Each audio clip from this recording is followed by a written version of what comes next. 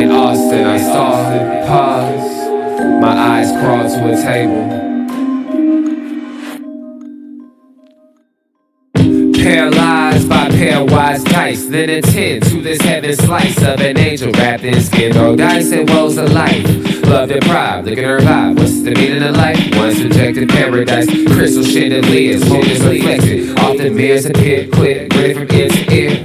Craving and rating in grain, rekindle the flame. Closer she draws near. Stay there, remove your underwear, shove it somewhere over there.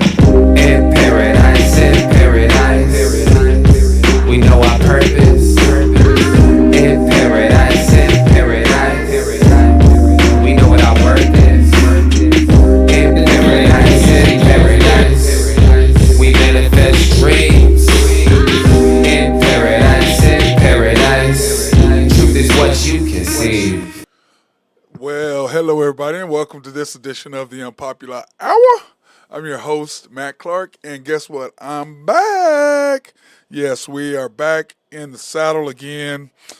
Took some time off over the holidays to just rest and get set back up, and we are now officially back on the saddle. Back in the saddle yesterday. We were going to come on, had everything set up and ready to go, and I went to run an errand, and my front tire went out. 3.5 hours later, I ended up getting a tire. Had to go to Yukon. Probably if I didn't have to go to Yukon, it probably wouldn't happen. Anyway, so I had to go to Yukon to get that done. And that being said, got everything squared away. And then, of course, had some issues with my Restream working with my computer. And so we just got a new partner to deal with us with that. Remember I told you that the old partnership was going away. And so we started that back up, and then we'll, of course, be putting their information up on the screen. So anyway, huge game tonight with the Thunder. We've had a great, since I haven't been on with you, I've been doing my After the Storm, which is my OKC Thunder show. And if you've been following that, and we've had quite a few, we have a large following on that compared to the Unpopular Hour. So we've been doing those shows, and we're just growing, and more people are starting to pay attention to what we're saying. And we even had a Knicks fan on after the Knicks game the other night, and so I like what's going on with what we're trying to do. And the thing that I love about it is that we've had a couple people, like I told people would get mad at me for what I was saying, and I'm like, I'm not a Thunder hater. You people are outraged. You're an idiot if you think I'm a hater. I'm not a hater. What I am is I'm telling you what is happening.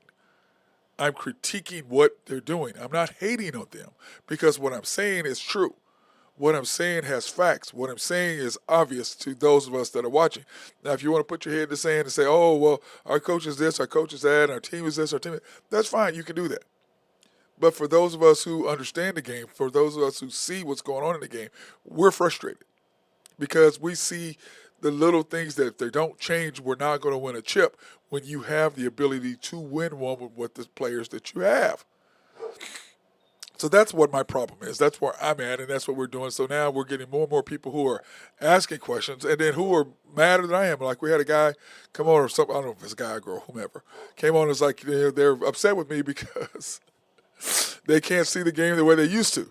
Because now, what I've been telling them, they've been watching, and now they get frustrated. I go, well, welcome to my world for the last 3 years. Welcome to my world. And then also I hate the fact that I was looking on YouTube, and all these people are coming on talking about the Thunder. I'm like, where the hell were you at last year? Where the hell were you at the year before? Where the hell were you at the end of the year before that, when nobody was at the games? When I was going to the games, when the commander, Randy Wright, was going to the games, Mark Long was going to the games. We were going to the games when we were bad. I was still going. So I watched the progression of after 2020, because remember, we're the only team that did not allow our fans to come back in the game after COVID. The only NBA team. The only NBA team. The other 29 allowed their fans to come back afterwards. We did not. Now, of course, we know why, because we're in Oklahoma and we aren't the most open when it comes to certain things. So that's why they did not have the Thunder people, the Thunder fans come back. But anyway, the next year, which was the first year, SGA's first full year without Chris Paul, which, by the way, let me give Chris Paul some credit. He has done the Spurs fantastic because he is developing Wimby the way he developed Jada, the way he developed SGA. Same thing. And I told our guy Nathan Taylor, I said, now Nathan, I think the Spurs, you're going to have to watch out for the Spurs this year. Oh, they're not going to win more than 20 something. Man, I'm telling you, I like what they're doing. I like what they've added, and plus they now have a leader who's going to teach them how to play now. I don't necessarily like Wemby shooting all these threes. You're 7'4". Why are you shooting? Why are you a guard shooting? Get your big butt in there and be inside and outside. Do both. But the problem is when you guard somebody and you're trying to swing the ball down and you're 7'4", well, like Westbrook stripped him a couple times the other night. Why? You're bringing the ball down. You're 7'4". Just turn your back to him and back him down, turn around, shoot over him. So those are some things that I think that Wemby needs to change up. But enough about them. Let's talk about the Thunder. I like what I've seen from that year with SGA's first year, where he and Josh, when we drafted Josh, towards the end of the year, you could see the transformation of the Thunder. You could see them flipping that switch with Dort as well. What they did is they started to play defense and and learn how to, fourth quarter, this is what we do. We cut down on your amount of makes, we get physical with you, and we put the ball in SGA's hands. The second year, when you were after J-Dub and Chet, you went from 23 wins. They said, yo, you're not going to get more than 23 wins. I said, screw that, we're going to win 40. What did we do? We won 40. Everybody else all these knowledgeable people, not one of them had the Thunder winning more than about 28, 29 games. And when I said we're going to win 40 on my show at Cutting Up Barbershop, everybody laughed at me. Said, man, you're crazy. I said, man, I'm telling you of what I saw the year before. And then you added J-Dub, and J-Dub went through the roof, runner-up rookie of the year, because Banchero was clearly rookie of the year. But you could see, I said, man, this team, I like what I see. We won 40 games. Then last year, you could just see the team even growing even more because of what you had built over the past 2 years before that. Then you get Chet for a full year, and you win 57 games. Now, this year you come in, and we're 30 and 4, 30 and 5 right now, and we've lost games that we should not have lost. Why? Because of the coaches not understanding 3 things that he's done all along, and he has not changed them, or his 5 things that he does. I'm going to give you his attributes. Number 1, he's fantastic as a developer of talent. No question. Number 2, he calls great out-of-bounds plays or out-of-timeouts. He does great. He makes great adjustments, and we always, seems like 90% of the time, but probably 70-something, 80% of the times we get a bucket. I don't know what the percentage is, but it's pretty high. His deficiencies are still the same deficiencies he had in the very beginning when we first started doing the show. He doesn't understand lineups. He doesn't understand flow of the game. He is a minutes manager. Those 3 things are his detriment. Those are the 3 things that I talk about constantly because it bothers me as a person who sees what our potential of what our team. We have the talent, but he has to change his mentality. And also, and the reason why I say that is this is simple. How the hell can J-Dub ever play more minutes than SGA? He should never play more. SGA is clearly your best player. And you have somebody who is supposedly your second best player, who I think is your third behind Chet. I think it's 2A, 2B. And most people think it's the third player. But I'm just saying, you have one player who's here. Everybody else is here. You have SGA and others. And you play him more minutes than you do SGA. That's insane. That is insane. He never sits for more than 2 or 3 minutes. In the games we've lost because, 1, he's changed his lineups. 2, when the flow of the game starts happening and starts going against the Thunder, what does he do? He stays with his lineups. He does not change because he's managing minutes. I need these guys to play so many minutes. The hell with that. When you feel the flow, you immediately change and put in your best 5, which I know he does because in the games we lost against the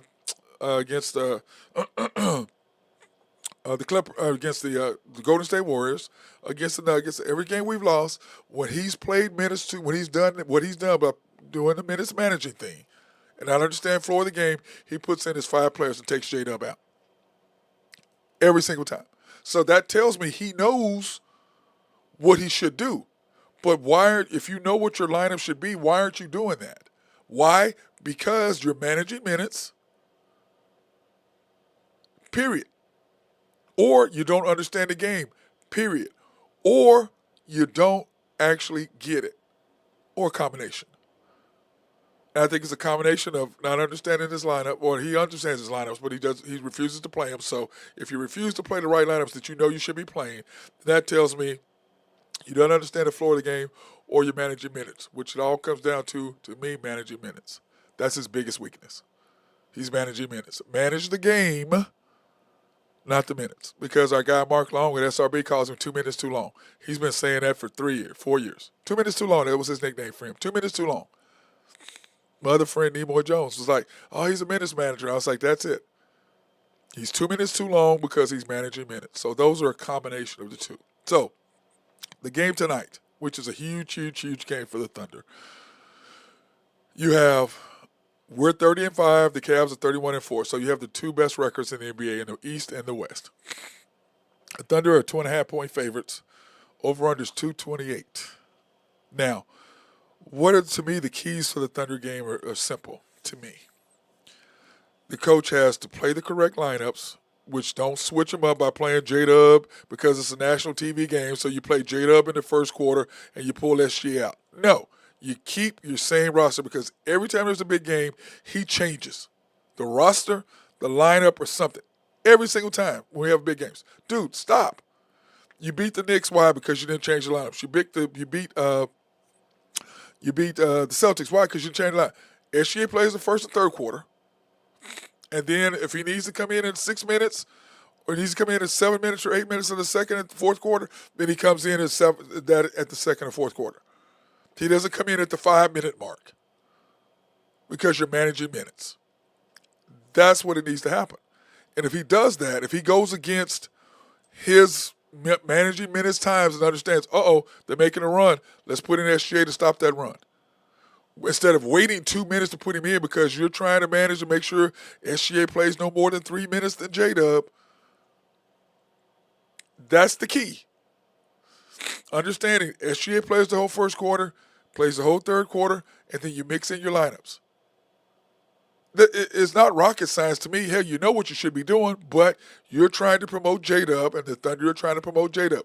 J-Dub is going to promote himself based on people like him. I like him. People in the national audience like him. We all like him. But he's not SGA. He's disappeared, and he'll appear in the fourth quarters, start of fourth quarters, the last 3 or 4 games, which is great. But where are you at the other time? It's like the other night, he was 3 for 10, and all y'all talking about is J-Dub, showing multiple highlights. What, really?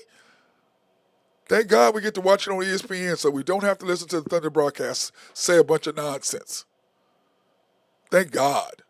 We get good announcers who will announce the game. The bad part is they don't understand who our team is. That's the bad part. But the great part is the other side of that is that we're going to get good broadcasters who understand the game. I don't have to hear the word push shot from our announcers. There's no such shot as a push shot. It's a floater. Everybody in the basketball world knows that except the Thunder broadcast because I heard Michael Cage go, well, it can't really be a floater because he's a big man and he don't shoot it. The hell are you talking about? A floater is a floater if you're big, little, or small. It don't matter. A floater is you push the ball up and keep your hand up. Like that. That's a floater. It don't matter how big you are. Just because you couldn't shoot one. It doesn't matter. It's not a push shot. There's no such word. And you only hear it with the Thunder announcers. You don't hear it when anybody else who is understanding the damn game. You don't hear them go, oh, nice push shot. Oh, nice floater. Another floater. Yeah, here comes Hartenstein. I heard with a floater. It's not a push shot at Thunder Brock. It's a push shot. I hate it. And now I can't listen to Matt Pinto because they've got it now to where the things don't match up. So you can't listen to it because Pinto is 10 seconds ahead of the FanDuel, which sucks because I don't want to listen to them. I want to listen to him because he does at least understand the game and what's going on. The thing I don't like about him is every time you turn around, there's a foul. Now, do I agree that the Thunder get fouled a lot and they don't get calls? Yes. But here's the counter to that. SGA's made more free throws than anybody in the league. Now, do we agree he gets fouled a lot? Hell yes. But he leads the NBA in free throws made. Why? Because at the end of games, they call those. At the beginning of games, he doesn't. Like in the Knicks game, he gets hit in the mouth right in front of the referee. No call. I said, when as soon as he did, I go, oh, he's going for 30. He went for 30, 31, 33, whatever it was. It just frustrates me because tonight is a national televised game. Quit trying to promote J-Dub. Let J-Dub play in the flow of the game. Because when you change that up, it's like I've said before on After the Storm. Here's the best way, this is the best analogy I can use. If you're a bartender and you're used to a certain bartender, y'all flow and don't bump into each other because you're used to being in the same, y'all know what you're doing. You get a new bartender, you're going to bump into each other because you don't know the flow. Well, that's the same thing with Dagnall. When he changes the lineup or when he changes how things are, they're used to playing with a certain, everybody knows what the other person's going to do. It's like with me when Bill Self, I played with Bill Self when he was at OSU. I love playing with Bill because I knew where Bill was going to be. If I made this move, Bill was going to do that. If I did this, he was going to do that. If I did that, he's going to do this. I knew what he was going to do, so I wanted to play with him. Randy Wright, the same thing. Randy had the ball in his hands. Randy knew if he made this move, he knows, oh, he's doing that. I'm going to do this because I see what he's doing. So I know what to do based on what he does. Because we play together. We know each other. We both know the game, so it makes it easier. It's the same thing with the Thunder. If you had J-Dub playing with SGA's players, J-Dub doesn't have the ball handling skills, he doesn't have the vision, and he doesn't have the skill set to do what SGA does. So when you're playing with SGA's players, the same guys that SGA plays with, it messes us up. And I had a question the other night. Somebody was asking me, when Chet comes back, how do I want to line him up? Do you start Hartenstein? I said, depends on who we play. Like tonight, yeah, you start Ihart and Chet because they've got the two bigs. So yes, but for the most part, I don't care. But I would rather you stay with the lineup you have, insert Chet maybe as a sixth player, and then virtually into the starting lineup, which Ihart, may or may not care, but I doubt if he does because we're winning and he's still going to score because the way that he passes the ball out of the top of the key in a pick and roll is just unbelievable. He's fantastic at seeing the floor. But J-Dub and Ihart work well together. SGA and Chet work well together. So, like I said, my lineup would be, when Chet gets back, is SGA, Kaysen, Caruso, Wiggins, and Chet. Now, if we get lucky enough to get Cam, then it's really simple for me. I want SGA, Kaysen, Caruso, Cam, and Chet. Or if until Chet comes back and we get Cam before that, then I want SGA, Kaysen, Caruso, Wiggins, Cam. Because Cam is a better Wiggins, but I like Wiggins. Listen, I want Wiggins to catch and shoot. He's fantastic. So my problem with what I'm saying tonight is the Thunder are going to win. This is a huge game. It depends on the coach. You're going to find out in the first 30 minutes what's going to happen. You'll find out what his lineup changes. If he puts J-Dub and keeps J-Dub in the first quarter, which goes against everything, because every time there's a big game, he goes against what he does. The game 5, started Isaiah Joe. You had the same starting lineup, changed Isaiah, changed the lineup, changed the floor of the game. NBA Cup, changed how we did things, changed the floor of the game. Now, here's another big game. Now, against the Celtics, he did not do that. But the Celtics kept beating us, and all of a sudden what happens? Same thing with the Knicks. We're so physical defensively, and we play together so well when you have the right lineups playing together that by the time the third quarter or the fourth, same thing happened in the Timberwolves. Third quarter, fourth quarter, when you have that lineup in there, eventually they're going to break. And when that break happens, we go boom, boom, boom, hit them in the mouth on a 10-2 run, 15-4 run, whatever it is, and we break the game wide open. Every single time. Because eventually the physicality of our defense and what we do, it's like I was laughing, we were talking about Luka the other night, how we felt bad for him because he had Dort on him. They set a screen, boom. Now you've got Caruso on you. Oh, I don't want that. Boom, you set another screen. Now you got Kaysen on you, Kaysen Wallace. It's nowhere for you to go when you have that group in there because they just go boom, boom, boom. Their hands are quick. They get their hands on balls. They're very physical. They can beat you up physically, and they're quick and got great hands. Excuse me. So that allows the Thunder to do so many more things with the defense. Now, whoever our defensive coach is, he's amazing, but he's got talent to deal with. But the lineups and the way we move and the physicality of what we do, we beat you up. So by the time the fourth quarter comes or the third quarter, you're going to make mistakes and we're going to capitalize on them every single time. Because what does steals and defense do? Allows you to get in transition. What does transition allow you to do? Get into the flow of the game offensively. So that's how the Thunder do it. They beat you up, beat you up, beat you up, steal the ball, takeaways. And this is what they do. And let's go over this so you'll see exactly what I'm saying. And I tell people, everybody talks about the Thunder. I said, screw that. This is why we're number one. Okay? This is why we're leading the league. Here are our team stats. This is why the Thunder are leading. Okay? Forget all that other nonsense. We're number one at 102.8 of our opponent's scoring. That leads the league by far. Field goal percentage, we're number one. 3-point percentage, we're number two.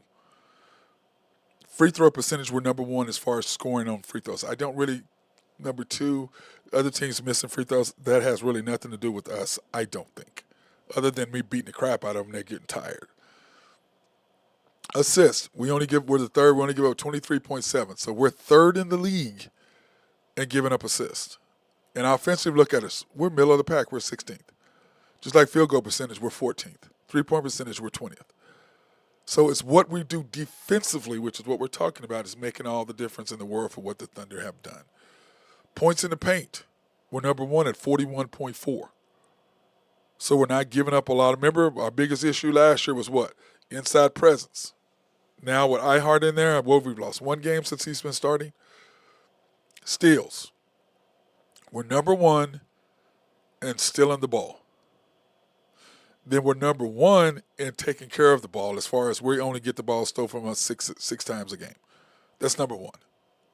Blocks, we're fifth. And remember, we were first until Chet got hurt.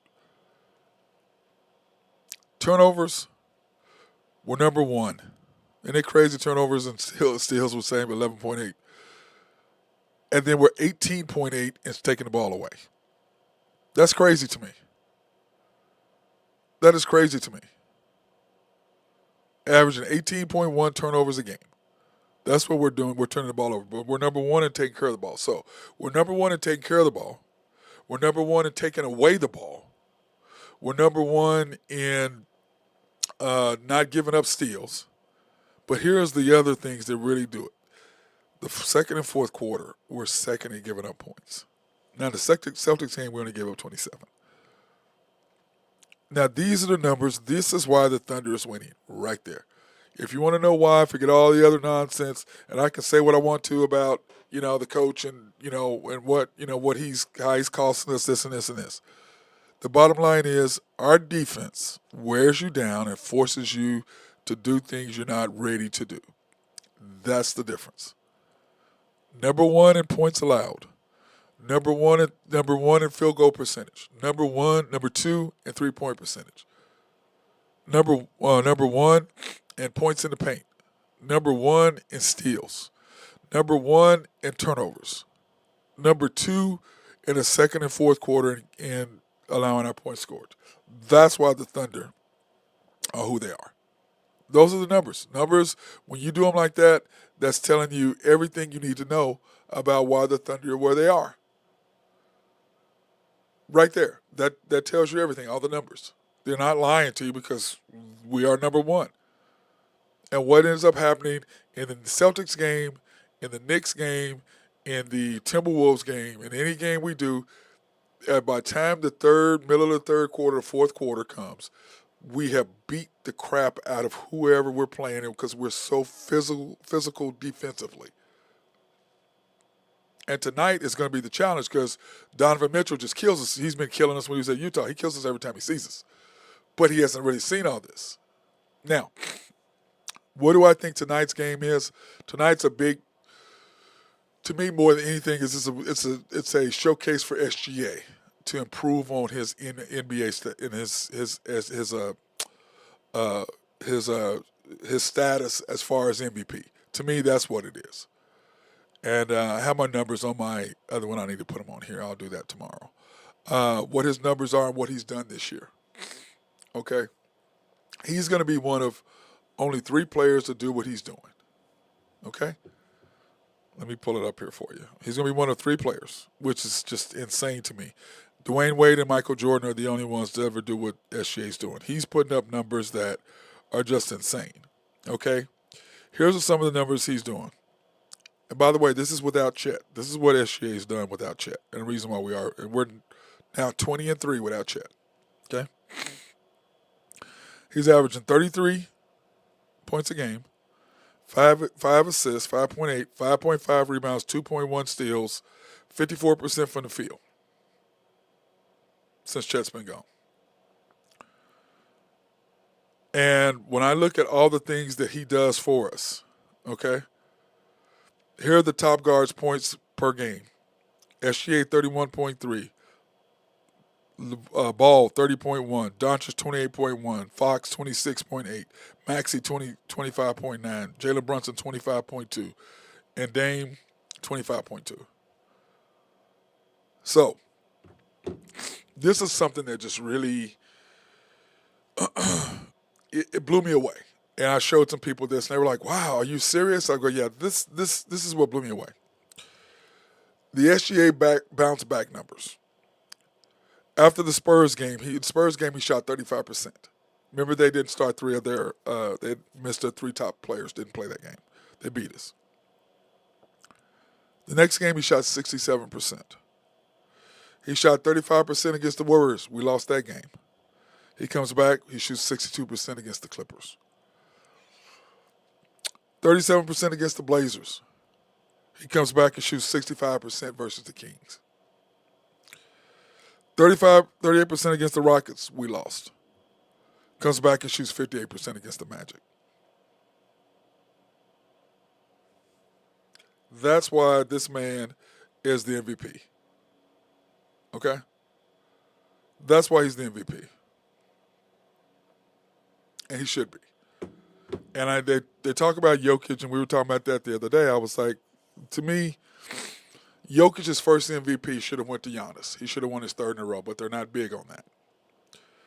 His second MVP, that one should have went to Embiid, not him, because they were like 4th or 5th in the league. How the hell are you going to be 4th or 5th in your conference and you win the MVP? How the hell? What? No way. That was his second. His third one that he should have won was the one he should have won. They gave that to Embiid. Now, to me, Embiid should have won the year before. And then, of course, then he wins the following year, okay? After that, after he loses. And that was last year, and that should have been SGA's. But why wasn't it SGA's? Because SGA did not play against the Pacers. SGA did not play against the Celtics. SGA did not play against the 76ers. He only played against the Knicks. If he plays all 4 of those games and people could see him, because we weren't on TV. So nobody knew who the hell he was. I mean, they knew kind of who we were, but nobody knew who we were. Knew what he was and what kind of player he was. Now they do, because of the NBA playoffs last year, and now we're on TV, and you can see what he's doing. He's just killing people. Now he's getting national recognition, but the Thunder aren't promoting him because they're too busy promoting J-Dub. Because it's so funny, I was telling somebody the other day, I said, it's interesting because if you watch because on the NBA replay, there's 2 different replays of a Thunder game. There's the NBA replay and there's the Thunder replay. Like SGA did this move, I forget who it was. He came and he shifted from the left elbow to the right elbow, and he went behind his back and jump stopped and shot the shot. On the NBA rebroadcast of the Thunder game, they replayed that. They showed it twice. The Thunder broadcast, they showed it once. And when J-Dub got the deal where he stole it from Julius Randle, 3 times, they showed that 3 times. So let me see. He stole the ball, which led to SGA scoring, which led to us getting in a run. You show that 2 to 3 times, and you show a beautiful move by SGA, your best player, once. That's why I hate watching anything to do with the Thunder. How the hell are you not promoting him? And then when you look at what they did for Russell, you gave Russell rebounds. That's a fact. You can say what you want to. You allowed that man to get rebounds. He played out of position for one single row so he could get the triple-double crown. That's what he did. You allowed it, Sam Presti. Y'all allowed it. There's no way a guard should have need 32 rebounds in 2 games and get 36 as your point guard. No way. Why? Because you're allowing him to do that so you can promote him as the MVP. And it backfired. He was terrible. He was everyone will tell you he was not the most valuable player that year. He got it because he had a triple-double. We all know that. Everyone knows that. Even he knows that, but he don't care because he's selfish. He's about Russell. It's about Russell. Always been about Russell. But the Thunder allowed that to happen by getting rid of KD.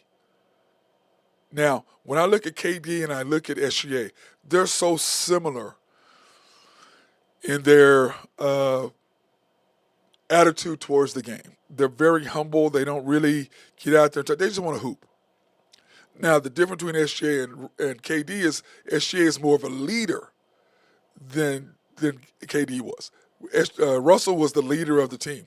That's why, boom, Harden left. That's when KD left or Scott Brooks left. Then you got rid of KD and Ibaka, and you got rid of Reggie Jackson. You got rid of Sabonis. All these people came and went because who was the one person that stayed? And you went from being a top franchise to play-in. Why? Because you got rid of your best player. Because you picked somebody else other than him. Now, he's not a leader. Whereas the other night in the Celtics team, when SGA got the block and he came back and threw the alley-oop to Hartenstein and Derek White grabbed his leg. And now, I don't believe that Derek White was trying to hurt him now. I'm not blaming Hartenstein. I've been pissed off too because he grabbed my leg. But I think Derek White was just trying to brace himself and not trying to hurt Hartenstein. Now, if it been a couple other players, yes, I believe that 100%. I would doubt that. But him, no. And then it was him and Dort or somebody. SGA went over and grabbed them both like, get the hell out of there. Hey, we're trying to win this game. Don't get caught up in that nonsense. Keep your head focused on what you're doing. That's the difference between a leader and a not.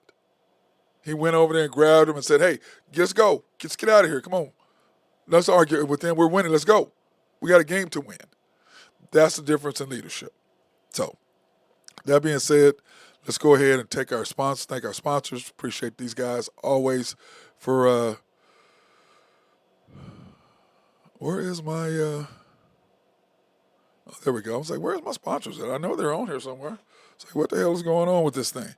SRB, if you have needs for engineering, surveying, or planning, hit our guys up. Also, if you have a water treatment plant, hey, these guys will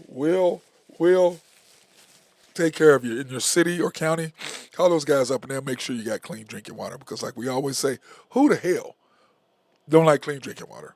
And, of course, Oak Grove Trucking and my guy Jose Fierro. So if you have needs for dirt, rock, or sand to be moved, hit my boy up.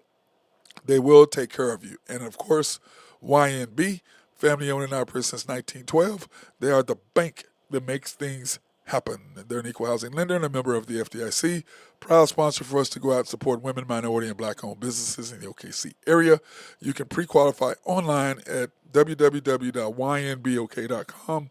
That's www.ynbok.com.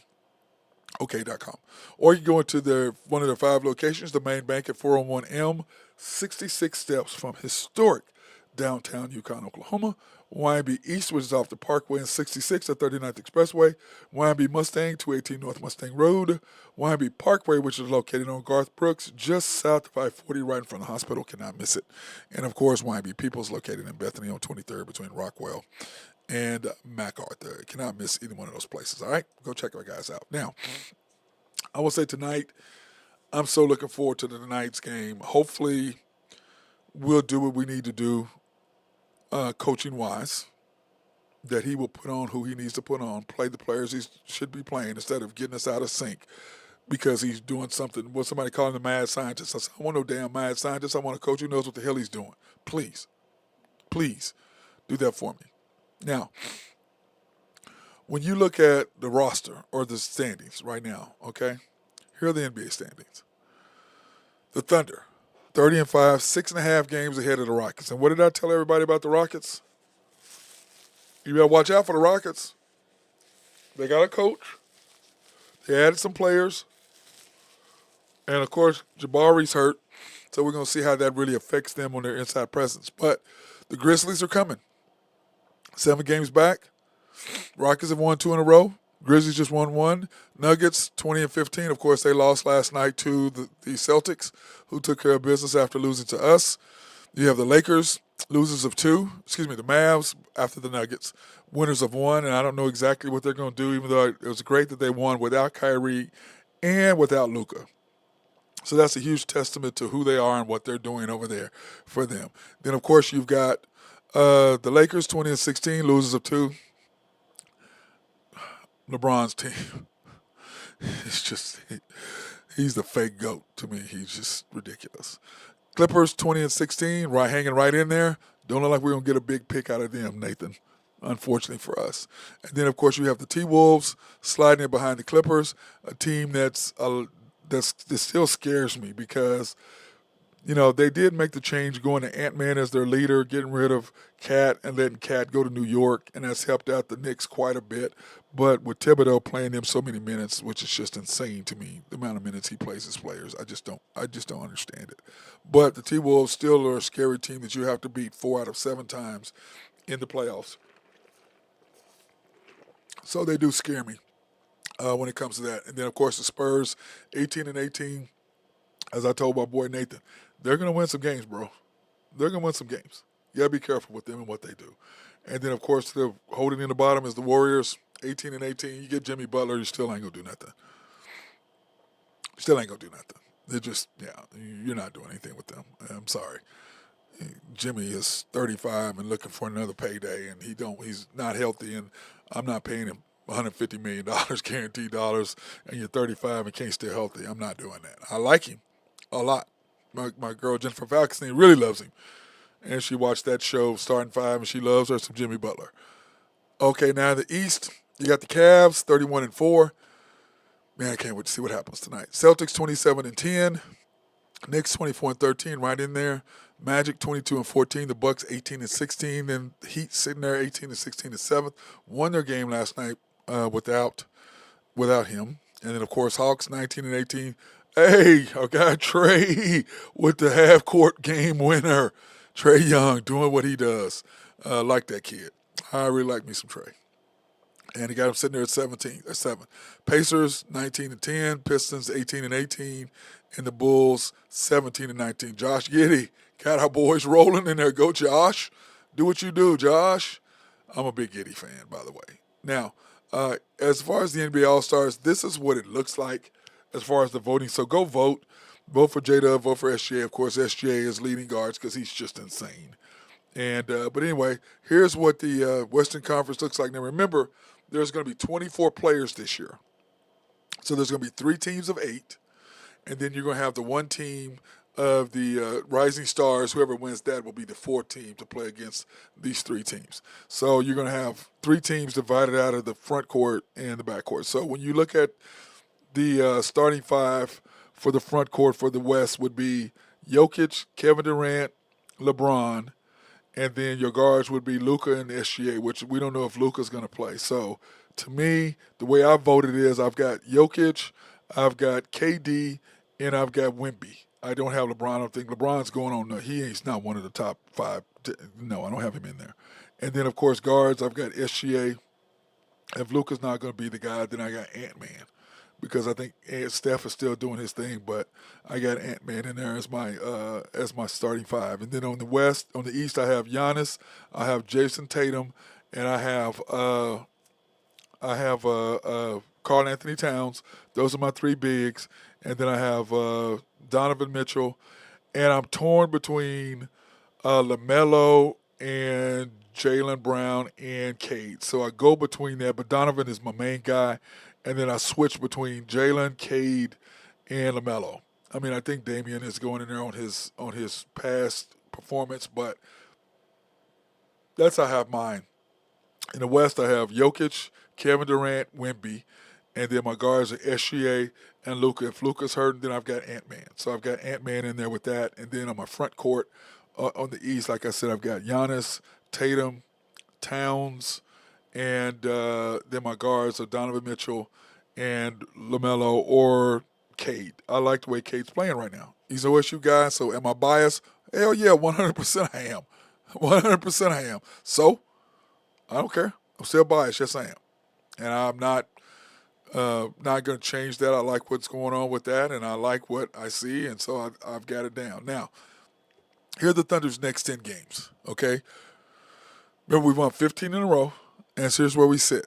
Cavs are next tonight, 6 o'clock. Cannot wait. I'll be back at home. I got pizza already ready, so I'll be eating my pizza and watching that game. Even though people are trying to get me to go out to watch it, I'm like, yeah, no, I don't want to do that. Got the Knicks on Friday.